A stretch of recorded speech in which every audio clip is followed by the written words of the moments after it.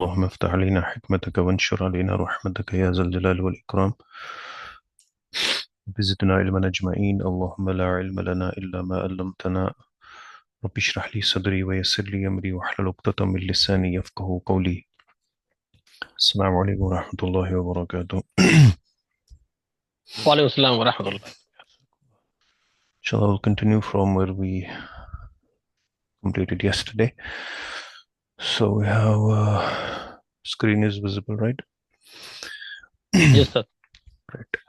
So we'll just go back here. Qala, we'll go back to ayat 14, all right? Qala anzirni ila yawmi yub'asun. So here it is, form 4. Anzir, again, it is anzara, which means to deal dena, right? Nazara comes from nazara. But when we bring this in form 4, it means deal dena, to delay, to give respite. Yub'asun would be yawmi yub'asun is yawmul qiyamah, right? So on the day when they're raised. Qala, Allah subhanahu wa ta'ala said, Innaka minal munzarin. So munzarin would be ismul maful now, all right? So that means that this is plural. So this means that actually it's a group, right? So one among the group. Innaka minal munzarin. You're among those who have been given respite. Qala fabima agwaytani la aqudanna lahum siratakal mustaqim. So here, this one is important. Fabima. Fabima would mean because you. Agwaitani means you. It's form 4, right? Agwa. It's just nak is from form 4. So because you led me astray, you आपने गुमराह किया मुझे. So because of that, fabima, because of that, la aqudanna, indeed, for sure, for a certain reason, for surety, I will definitely sit in there, siratak in, I will definitely sit siratak al-mustaqim, on your straight path. Look at the translation. We didn't check the translation actually yesterday for these three. So we say that here, 14. So he appealed, then delay my end until the day of their resurrection. Yomi yub'asun. Allah said, you are delayed until the appointed day. And he said, for leaving me to stray. Now, you see, for leaving me to stray. So he's blaming Allah subhanahu wa ta'ala for this. I will lie in ambush for them on your straight path. All right. So now go to ayat number 17. Ayat number 17 is slightly bigger than the ayats that we have studied so far. You can see it's almost 2 lines. Summa. Summa means then, right? It's atf. Summa la'atiyannahum. La'atiyannahum. When you say la'atiyanna, so there is a la, and at the same time there is anna, right? So this is, what is this? What comes to your mind? This is nun thaqil, right? The emphasis, nun of emphasis and lam of emphasis. Summa la'atiyannahum. من بين أيديهم ومن خلفهم وعن أيمانهم وعن شمائلهم ولا تجد أكثرهم شاكرين. All right, so now if we see in the other mushaf, you see لآتينهم. So if you see this here, you see where my focus is. So there is a hamza with a fatha and there is an alif after it. So when you're reading from this script here, so this will mean that this is, you have to stretch it. But if this hamza is right above the alif, then that is a hamza. But this is the mad here. All right. So you can see that it is between lam and alif here. La. So this is, you have to stretch it. La. Hamza is not on alif. Are you getting my point? No, it's not like this here, right? This hamza is before it, so this is in mad here. That's how you would stretch it. La'atiyanna. In this musaf, it is quite clear for us, like with the dagger alif. La'atiyanna. Now, what kind of verb is this? That's for us to check. What verb is this? La'atiyanna. Let me just open the file here.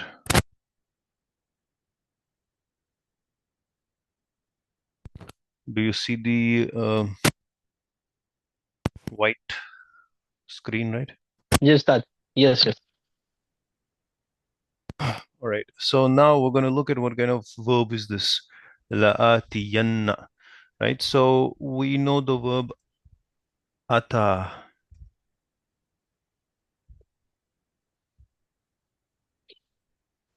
Right. What's the meaning of ata? Ata. All right. To give, Ata. Yeah. Ata means, that means, a simple ata. Ata means, ata yati means to come. Ja'a. Right. Ata yati. Ata yati. All right. This is ata yati. Got a right font. All right. Ata yati. Now, so we have yati. So can you do 5 unit pocket for yati? Yati, ta'ati, Ati, ati, right? Ti, And nati, right? So how do you do it for the first person? You'll say you'll put this hamza with a fatha, right? And then there is also hamza with a spoon, right? And then there is a ta and there is a ya, like this. So when we have it like this, so we'll not write them separately, we'll put a mud on it, all right? You'll put them together, or a mud, or you can simply say, like we say, how do you write? Uh, See, one you will write with Hamza, and you will put a small alif, like a mud, a small mud, just for which will stretch up to one alif, right? That is ati. You have a point. You will not write them twice. If we have a letter, like for example, if we have any letter, that let's say we have ra and a spoon and another ra with a fatha. How do you write them? When we have to write them together, we give a shadda to it. Shadda like this. But if the first one has like we're talking about alif, the first one has a vowel and second one has a is a non-vowel with a spoon, then we get a mud on it. But if it's the other way around, then we give a shadda to it. All right, remember that point. So this is a t, and then to this you add a noon of emphasis like this. All right. So when you add the noon of emphasis here, what's it going to become? It's going to become alif with the mud. I don't have the way to write mud on it. All right, like a small mud for one alif, and then you have a ta, thi, and then ya will get a fatha and noon with the shadda, right? Atiyanna. And then there's also lam in the beginning of lam of emphasis with the fatha on it. La'atiyanna, right? La'atiyanna. So definitely I'll come. All right. What you were saying, give, that is apa with alif ain ta. Apa, that means to give. All right. This one is to come. Atayati. So so we have summa la'atiyanna. So this is the verb la'atiyanna, and then there is whom, la'atiyannahum. Surely I'll come to them. So what is this whom here? It is the mafulun bihi. So whenever we're having an attached pronoun to the verb, that is always going to be its object. So remember that. Now you got this right. La'atiyanna is a verb, and it is the emphasis there, lam plus noon sakila. I call it noon sakila, the noon of emphasis and lam of emphasis. If you go further deeper into this, further grammar, they'll tell you that lam is actually the jawab al kasam. That's because of emphasis. But you'll simply say, remember at this stage that lam is the emphasis and noon sakila is emphasis. You can see that they are coming always together. So for the verbs that we come across, this kind of emphasis gets applied on the verb, and that too on the mudara verb. La'atiyanna. Surely, indeed, and definitely, I'll come to them. Mim baini aidihim. Aidihim. So the word yadun. All right. Yadun. What's the plural of yadun? Aidin. Right. Aidin is the plural. And I said aidin. I didn't say aidun. Why did I say that? So if we have the word yadun, all right. If we have the word yadun, all right. What's the plural of yadun? Aydin. All right, Aydin. Why is the plural not Aydun? Because this is, yes, this is mankus. When you make it definite, that is al id. If you guys remember it, that the mankus noun, when it is indefinite, its ya is dropped. So it is marfu bi dhamma muqaddara ala ya mahzufa. The tanween that was on it, because the ya got disappeared, it gave the tanween to the letter before it. That was dal. And because dal already had a kasra, so they made an agreement saying that, okay, we're going to remain the tanween, but we're going to remain as in the kasra form, not the dhamma form. So this is marfu bi dhamma muqaddara ala ya mahzufa. And when you give the alif back to it, alif lam, and you make it definite, that ya comes back. And then this is going to be al-id. So in definite, remember this, when a mankus noun is going to be, the ya is going to be there in the definite form. Definite, when will the noun be definite? Noun will be definite if it is having an alif lam on it. Second scenario, the noun is going to be definite when it is mudaf to a definite noun.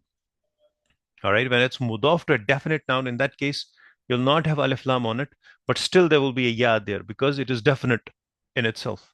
Get my point? Because it's mudaf to a definite noun. So al-id here is marfu bi dhamma muqaddara, but not ya mahzufa, because we can see. So technically it should have been like this, al-idu, but it's not, right? But it's indefinite, it's going to be like this.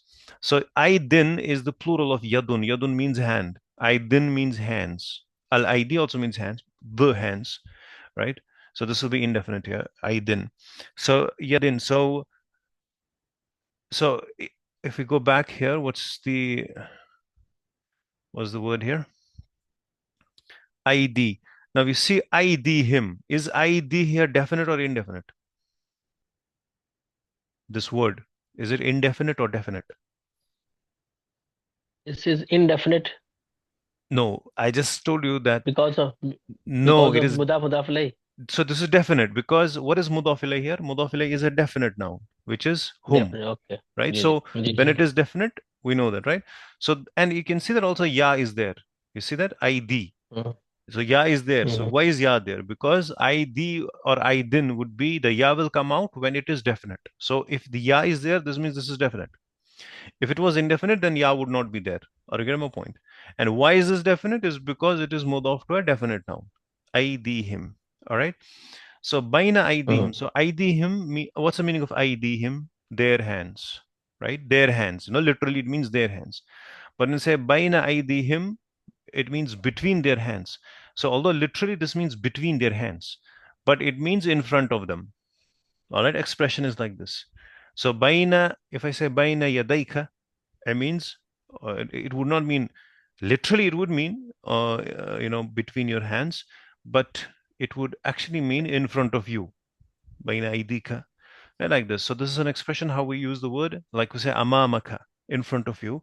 So another way to say would be baina aidika, or we say baina yadayka, between your two hands. There is a famous book on Arabic also, baina yadayk, right? So between your hands, but actually means in front of you. So this expression would be there in the Quran multiple times, baina aidika or baina yadayka, or like this.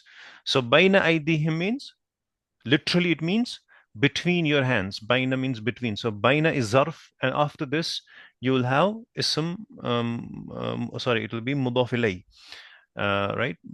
So baina is zarf, and then mudaf ilay, which is also mudaf to him. So it's a double idafa. So baina aydihim, between their hands, but will not write between hands, in front of them, right? Because whatever is between the hands actually in front of, right? So that's an expression how we say. So baina aydihim. So thumma la'atiyannahum min bayni aydihim. So definitely, thumma la'atiyannahum. Definitely and surely I'll come to them in front of them. Min, from, in front of them, right? Wamin khalfihim. So khalfihim we know, behind them, and from their behind. One aymanihim. So aymanihim would be from their right. So we have the word right side. So yameen becomes ayman. So this is actually another plural, right? So I'll give you the singular of it. And then an shama'ilihim. So we've got two words here, aymanihim and shama'ilihim, and we know both of these are idafa constructions. So we have the word shama'ilihim. Shama'ilihim means left side. All right, aymanihim would be right side. So we have the word yamin. Ashab al-Yamin, like which we have in the Quran. Yamin. Ma ashab al-Yamin. Like we have in Surah Waqia, right? Yamin. Yamin. What is Yamin? Yamin means right. And we have its plural as Ayman. Not Iman. Iman is different. All right. This is Ayman. And from this, we have the word Yemen, the name of the country, because that would come when you look towards the east. Yemen would come on the right side of Makkah, right? If you look towards the east, facing east, on the right side, Yemen. So, and Shama'ilhim. So we have the word Shimal, right? Shimal. We know this word Shimal, right? Shimal in Urdu. Shimal. Shimal means uh, left here. In Urdu, we use the word Shmal for north, right? But here it will mean the left side. And its plural is Shama. It's plurals, all right? Shama ilun. All right, Shama ilun. So ideally, this is to be supposed to be written together, but I don't know how to write it on Word file using keyboard. But we have another similar. So what's the meaning of Shama'il? Shama'il means left sides, plural. All right. And we have another similar word, and not should we should not get confused with it. That is Shama'il. Shama'il also means plural. That means good quality, like the merits. The singular of it is Shamilatun. What's it? Shamilatun. This is another word we have in Arabic. This means a good quality, and its plural is also same. All right, this the same plural. So you can see two different words have same plural. Shama'il.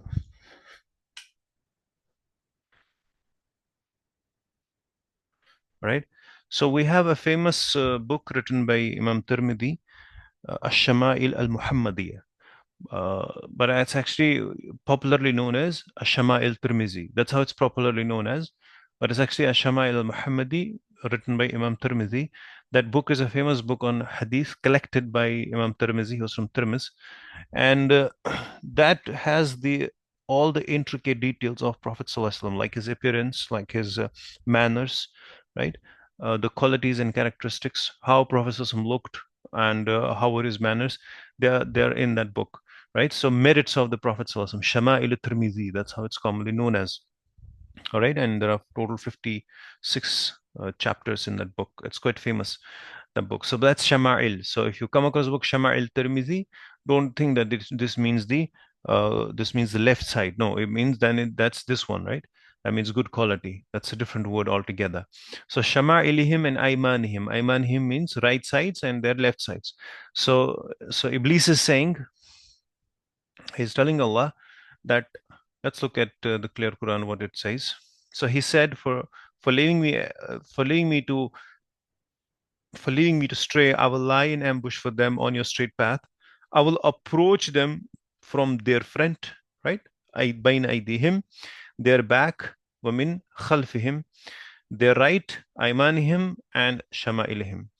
And then you you will not find any of them. I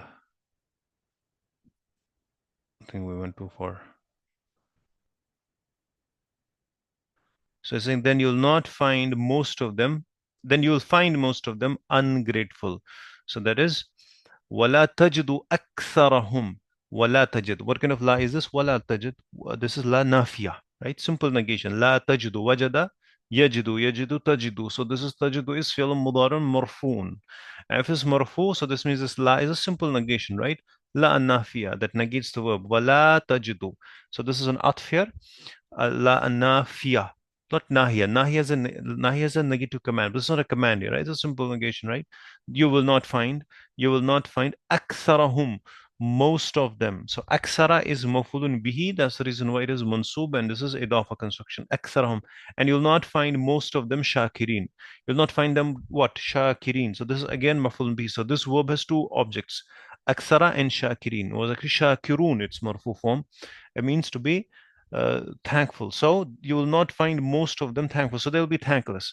So you can see that if somebody in their lives is thankless about something, so just blame blames all sorts of things. So you have the qualities of the Iblis, and you're making his job easier because that's what he promised Allah subhanahu wa ta'ala. Some people blame their taqdeer, destiny, and this and that. Allah did this for me. No, we're supposed to be thankful in all the situations. Voila. So you can see that this is the promise made by Iblis, that I'm going to go ahead and sit in the straight path. I'm going to lead them astray, and I'm going to attack them from front, back, right, left, and you'll not find most of them thankful. They will be a thankless people. Now, this question might come to you, maybe not right now, but maybe in future when you go higher in the studies, that you know there is not a single word in the Quran that is being put there just to for the sake of it. Every word in the Quran has a reason why it's been put there. Now, if you see this, why Allah subhanahu wa ta'ala did not say that summa here, or we simply, to make it simple for us, summa la'atiyannahum, then I will go ahead and come to them, I'll come to them from all sides. Why name all the sides one by one? Right, left. If you simply said here, or if Allah subhanahu wa ta'ala would have summarized it here, that He said that I'm going to attack you from all sides, right? He didn't say that. That might have occupied less space. No, Allah subhanahu wa ta'ala here says that He said that I'm going to attack you from front, from back, from right and left, naming the directions also. The reason for that is that it's if you see that from the front, what does it mean attacking from the front? Attacking from the front simply in front of you, that means on their face. I'm going to attack them on their face. So obviously they see it, they will see it, this is a wrong thing, but they'll still do it. They still know that we're wasting our time in front of TV and the phone scrolling for no reason, but they'll still do it. They know it, we're doing it wrong, right? They know it, what we are doing is wrong, so they'll still do it. This is the shaitan's attack, Iblis's attack from the front. Iblis's attack from the back, khalfahum, min khalfihim, from the back. What does it mean from behind? So it means that to make them think that it's a good idea, and it's their idea. What they are doing, it's my idea to do, but actually it's not their idea. Attacking from the behind, thinking that okay, I'm doing it, but no, the consent that you're showing is actually a manufactured consent, right? It's been put into you by shaitan, right? That means attacking from the behind. Attacking from the right, it implies that they'll think that they're doing good deeds, right? And they're doing something really good, and their good deeds appear good to them, and because of them they start boasting over themselves. They are boasting on the taqwa they have, they're boasting on the knowledge they have, so the good deeds appear good to them, and that's where their downfall starts. And that's again iblisism, when you think that you're doing good, and then at the same time you're doing it at the expense of some other good deed. Like for example, you're keeping fast, you're keeping roza, but you're not praying, you're not involving salah, you're not performing salah on time. So doing one deed at the expense of other, attacking from their right. They're doing good, but at the expense of some other deeds, or their good deeds are becoming appear good to them, and they are being prideful and boastful about it, and looking at others as if from the low level. That's attacking from their right, min aymanihim. And what about attacking from their left? That means min shama'ilihim, from the left sides, from the left direction. That means that they're doing evil deeds, and they're getting addicted to them. Now, their evil deeds also do not appear evil to them. They think that it's no problem, we'll get away with it. All right, so you can see that intricate details in the Quran, right? So Allah subhanahu wa ta'ala mentioned it explicitly here to us, that He's going to attack you. Not simply that He's going to attack you from all sides, but gave the description also: right, left, front, back, right, and left, from all the sides. All right. So we have any words so far in this? So far we have completed 17 ayats here. If there is any word here that you found want me to explain before we get uh, further with this, you can let me know that you want me to give you more explanation on any particular word on this. Because if you go ahead, and it should be like this: when you start reading from the beginning, the surah, for example, that you should be, when you're reading it, you should be able to understand at the same time, at least in your mind, you should be able to translate it easily. It should straight away come into your mind. And that's what we call as You have to see that what is Quran telling me, what I'm getting from it directly now, right? You know the words, you know the grammar now, right? And then yes, you can see that we even take the help of translations to see that whether we're doing the right. So make the translations in your mind, try to understand it first person, and then see that. Look at any translation is going to be good for us so far, no problem. But you have to see that whether I'm understanding whether what level where I stand, right? So don't be anxious about why I'm not understanding each and everything. It takes time, right in the beginning even happened with me when I started completed Arabic. Then when I used to listen to the Quran, yeah, there were only few words that I could understand, not all. That was the first stage. Then the second stage was, okay, I could understand what the conversation is going on, what's going on, but I was not able to understand all of it. The second stage, okay, what this is the conversation going on between Fir'aun and Musa alayhi salam. Okay, this is the conversation about going on Ibrahim alayhi salam. Or this is the conversation about the good people. So I could know the passages, what's it talking about, right? But not understand all of it. That was the second level. And then the third level would be where you will be able to understand what's going on, but there'll be few words only that would be new to you. So this is all goes on in stages. Things are not going to come all of a sudden to you, all right? So, but it's all about your efforts, right? Trying to know the words, trying to understand what's it, looking at it and focusing. And maybe in the beginning, if you do it, so you can see that slowly and steadily, you will be easily, inshallah, trying to, just like you read any English book, right? You read any Urdu book, you don't have to put any extra effort. You're reading it and you're understanding at the same time. That's exactly what there will be a time that will come. And our relationship with the Quran is what it's eternal till the time we're alive. So every day we have to go ahead and put in efforts, inshallah, to go ahead and increase our knowledge and increase our vocabulary and increase our connection with the Quran. We have, inshallah, we have ayat number 18. I'll just give you a brief of it. Tomorrow we're going to be doing this. قال قال خروج قال خروج. So ukhruj, right? خرج يخرج. So خرج يخرج ukhruj. And you can see that again. I keep on saying this, that we will be mentioning Hamzatul Wasl, but we're not going to read it, but you're going to write it. We're only going to read it if this word came in the beginning. It comes in the middle. So it's a قال خروج minha مظؤوما مدحورا. So you can see two new words for us, and these are the hal of it, right? This is the hal. So details I'll give you this tomorrow. This is disgraced, expelled. So ukhruj minha, or you disgraced, or you expelled one. La man tabi'aka minhum la amla anna jahannama minkum ajma'in. La man tabi'aka. We know this word, tabi'a. Tabi'aka, ma mana tabi'a? Tabi'a, ma mana follow, right? Tabi'a, Mhm. follow karna, right? Follow. So, right, laman. So this is man again. We would say man, the one who tabi'aka, follows you from them. La amla anna. Now, what I want you to do here today is, this is the verb la amla anna. Again, you know this is emphasis. I want you to go ahead and write its mudariya, right? Madi as well as mudariya. And then when you have the mudariya, like we say, like we did yafa'alu, taf'alu, tafalu, afalu, nafalu. So if you have yafa'alu, yafalu of this, put noon of emphasis on it and lam of emphasis on it, on this word, right? So, and then you'll come to this verb at the end, right? Just like we did it with this la'atiyanna, right? So you first break it down, go to the original verb, Madi Mudara, and the Mudara add the noon to it. So you don't have to do this every day. You just do it in the beginning so that it comes naturally to you later on. Okay, this is what happened. Then you can make this in mind. First, you can write it in a notebook, and then it will come in your mind what happened here. All right. So try to add noon sakila to this verb. And also, what you can simply do is, if you have these two basic verbs, like yaf'alu, for example, sorry, yaf'alu, you add a noon of emphasis to it, and also you add a noon of emphasis to yaf'alun. All right.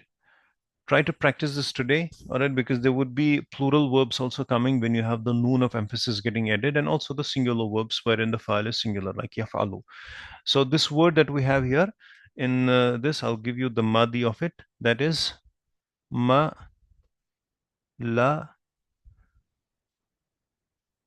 Ma la a. All right. And mudari is going to be yam la u. Right. Yam mala yamlau.